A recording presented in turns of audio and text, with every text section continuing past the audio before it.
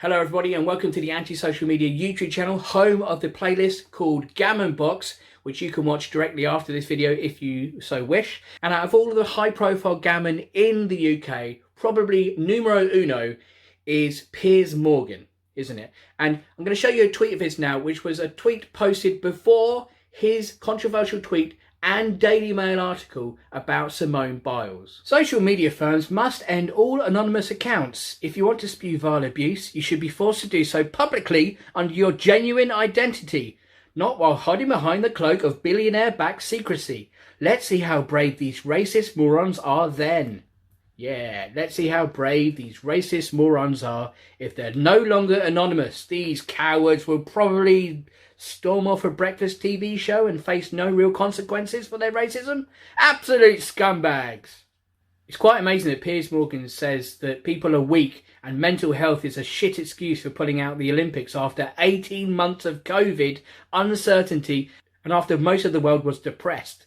I mean, it's going to affect some people, isn't it, Piers? And I, like many other people, noticed that Piers is the same person who ran away when he was questioned by a GMB host about his racism and thus cancelled himself in the process, which is a pretty weak way of operating, you could argue. And many people on social media then pointed out that Piers actually addressed that in his article and in this retweet. Steve Crowker has his tongue firmly up Piers' arse when he says, "Agree or disagree, great column by Piers Morgan on Simone Biles. Brackets, my favourite thing is the Twitter idiots who go, well, you walked off your set and ignore Piers' section in the column saying, it was gutless and cowardly of me to walk off." But there is a difference there, isn't there? The difference is that Simone Biles is an elite athlete who was performing a complicated gymnastic move and felt her head wasn't right, so she walked off. Piers Morgan, on the other hand, is a barrel-scraping, quote-unquote, journalist who was confronted by a co-host about his racism when he walked off. Now, correct me if I'm wrong, but a gymnast and someone being awful about someone else, those two things aren't comparable, are they? You cannot compare his racism with someone doing some gymnastics. It doesn't make any sense as an argument. Now, Piers gleefully points out that skin colour has nothing to do with his attacks on Simone or Meghan, even going as far as to break down his, quote, targets, as if to excuse his shitty columns and shitty tweets that he posts. Now, a lot of people have made a conclusion that Piers Morgan's highest profile targets of recent times have been a mixed race woman and a black woman. And they've, thought, does Piers Morgan hate black women?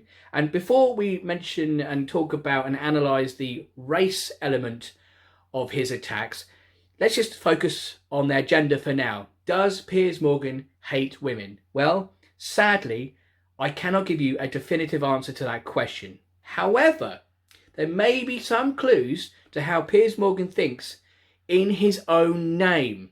Yeah? That's Piers Morgan. That's Piers Morgan. That's Morgan. That's big M, small organ. Yeah? So in conclusion, there are a few points I want to make. First of all, is Piers Morgan a massive racist? Well, my own personal opinion is, yeah, kind of. Yeah, just to clarify, I think he's a selective racist. I think he's a part-time racist.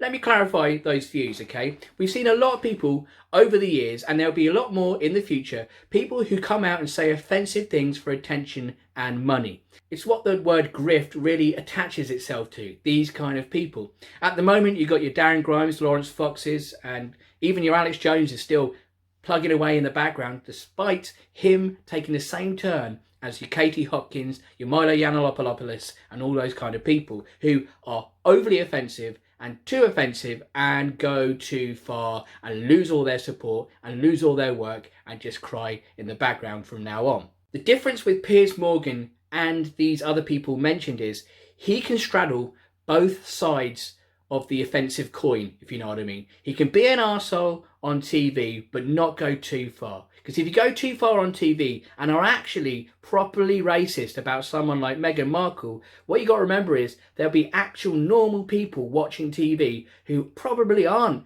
racist and probably, kind of like Meghan Markle, or at least don't hate her as much as you, and they will complain.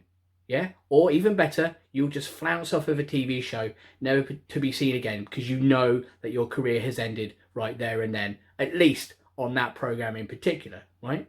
And then you've got the Piers Morgan who works for the Daily Mail, who love all the things that he says about Meghan Markle, as do all their readers. On the Daily Mail, Piers Morgan can literally say and do whatever he wants, pretty much. Not to the extent that Katie Hopkins and Milo Yiannopoulos has done, and people like that. That's going too far. Not to the point where the Daily Mail could actually lose advertisers, as they have done in the past. I do remember Jan Moyer, former columnist of the Daily Mail, who, after gay pop star Stephen Gately died many years ago now, she made a lot of assumptions and accusations about his personal life, which disgusted so many people that there was a advertising boycott started for the Daily Mail, and they lost a lot of revenue, started by someone that looks very much like me and a mate of mine. You're welcome. Piers Morgan will not lose any advertisers on the Daily Mail. Why? Because I've actually read the Daily Mail article, and I guarantee that most people watching this video right now, most people tweeting about his Daily Mail article and talking about it on TV and so forth, most of those people wouldn't have read the article, because it's all about the headline. It's all about leaving out the context of the article, and it's all about his reputation, okay? The article itself is largely pretty tame. It takes a lot of reading to get through all the guff to find the stuff that's offensive about Simone Biles. And even then, he does make a point where a lot of people can say, well, he's kind of right. Me personally, I disagree with his views about Simone Biles and mental health, but a lot of people who he said this similar things about Meghan Markle will get on board with Piers Morgan and have his back. Even more of those people will be racist, who love what he said about Meghan Markle and have noticed that Simone Biles is not white, and therefore have his back. It's a very clever way of grifting various demographics of people, okay? But the article itself is largely inoffensive right till the end, where he says that she shouldn't have walked out, and she should have stuck with it, and she should try again, and all this kind of bollocks, right? And it's all about Piers Morgan having the reputation to say what no one else would say on the Daily Mail. They've got the most explosive, offensive column writer in the world today, whose basic argument is, buck your ideas up, Simone Biles. And that's essentially it. What has angered most people, especially those who've read the article, is the victim blaming in that article. That's what really sort of grinds my gears about the article. But at the end of the day, it's not overly offensive, as I cannot stress that enough, okay?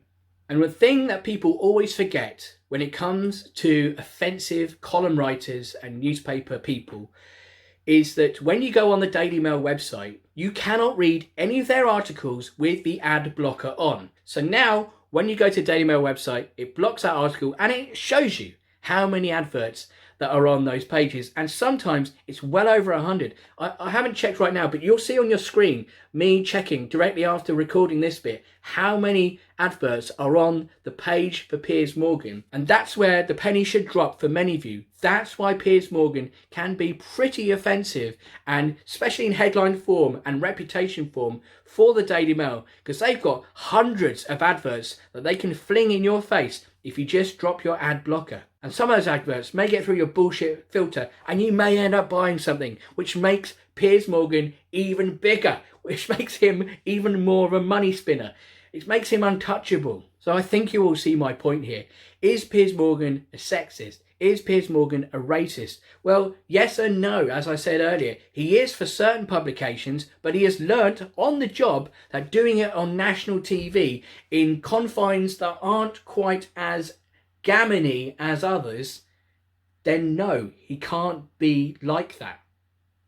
And the reason why he is the best and most successful gammon out there at the moment is because he has learnt that, and he can tailor his offence to whoever he whatever environment he's in at that moment, right? So that's why on Twitter he can call everybody woke because they're offended by him offending them, and he can pretend to play the victim because people are saying, well, isn't that a bit racist and sexist?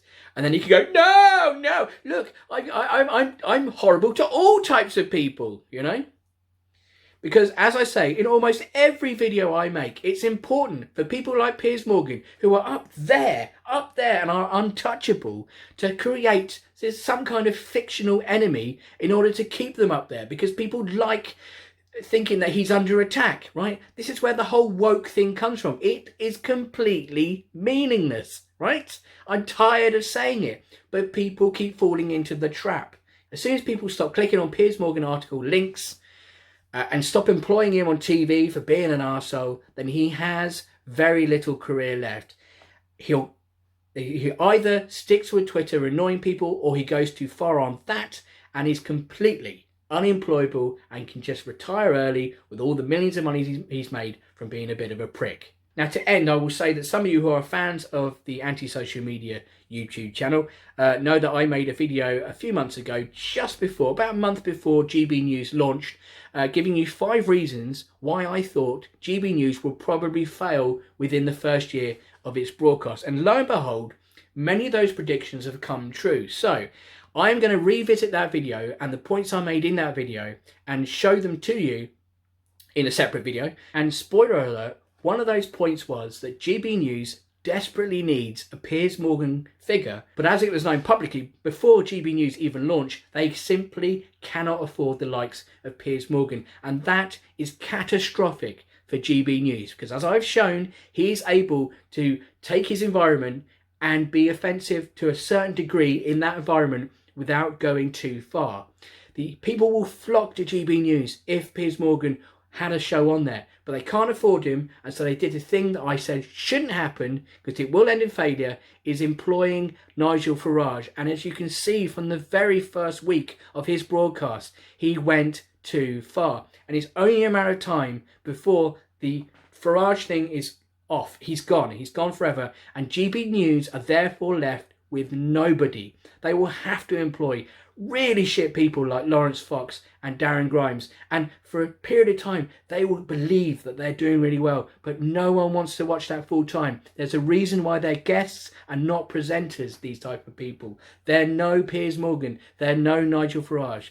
They're nobodies at the end of the day. GB News will go the same way as Piers Morgan's career on ITV has gone. Mark my words. And there'll be a video about that coming in the future, as well as a collaboration between me and another YouTuber about the comedian Andrew Lawrence and how he cancelled himself in a Piers Morgan style and ended his comedy career that way. Plus, remember, there's the Gammon Box playlist that you can access at any time with all my videos about these sort of subjects to watch in a row if you so wish. Remember to like and subscribe, and you want to help, please contribute to my PayPal primarily, or you can become a Patreon of mine. And one of the bonuses of being a regular payer on Patreon of $1 per month or whatever it is you get lots of bonuses, and there is one last month, and there's going to be one, maybe 2 this month as well. It's all a waffle over for now. Thank you for watching, see you next time, and laters betas.